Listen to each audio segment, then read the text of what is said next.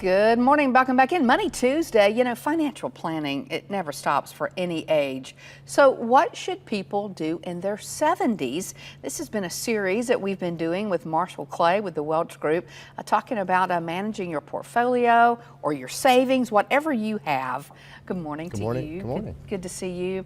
When you get into your 70s, a lot of people certainly do work into their 70s, but if you're looking to retire, there are certain things you need to be doing, right? Right, and I think it's all about balance, right? It's about balancing our desire to maintain lifestyle, but also preserving the hard-earned capital that we've accumulated over many, many years. And I think that you try to develop these good habits, and you and I were talking off the air. I mean, when we're accumulating wealth, it's all about getting the most out of life, and so that comes down to balance. So there's a few things that I think our viewers can do to kind of achieve that balance. Because really, we're all working to be able to live, and sometimes, unfortunately, we live to work, right? That's so it happens all the time. Yeah. I think, especially the folks that have that mentality of just accumulate.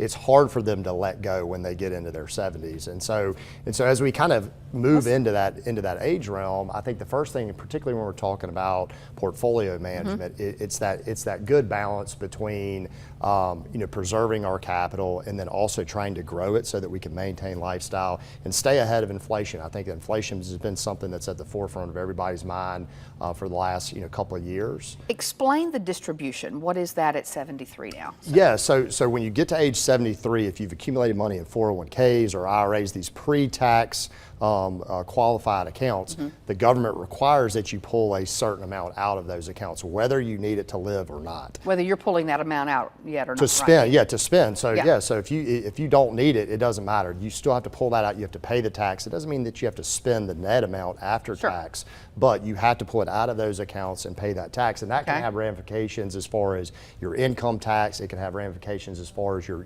Medicare Part B premium. So you really want to be mindful of those distributions. I want to move forward, and you hate to think about this, but it's something we should think about probably earlier than we do, and that's worrying about your long-term care as you age. Right, and my hope is that people live a really, really long life and they never have to deal with these types of issues, but the vast majority of people do have to deal with this.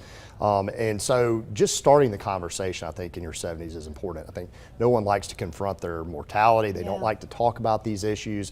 The reality is you're going to have to confront them at some point. I think having that communication with family members can make those shifts into that period of time in your life a little bit better. I'm jumping around a little bit just for time, but certainly take care of your end of life wishes. Let your family know what you want.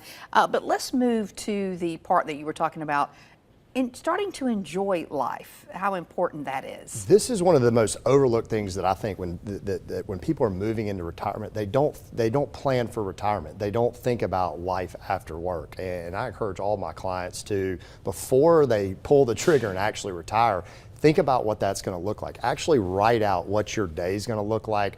Write out those bucket list items of things you want to do, people you want to see, places you want to go, and really think about that, because a lot of folks, they retire thinking that the grass is always greener on the other side, and then they're miserable in retirement. So I think taking a decent amount of time to plan for retirement in that way, I think is an important thing. It's great advice. All right, there are probably many people watching right now, and they're like, Janice, I don't have a huge 401k or an IRA.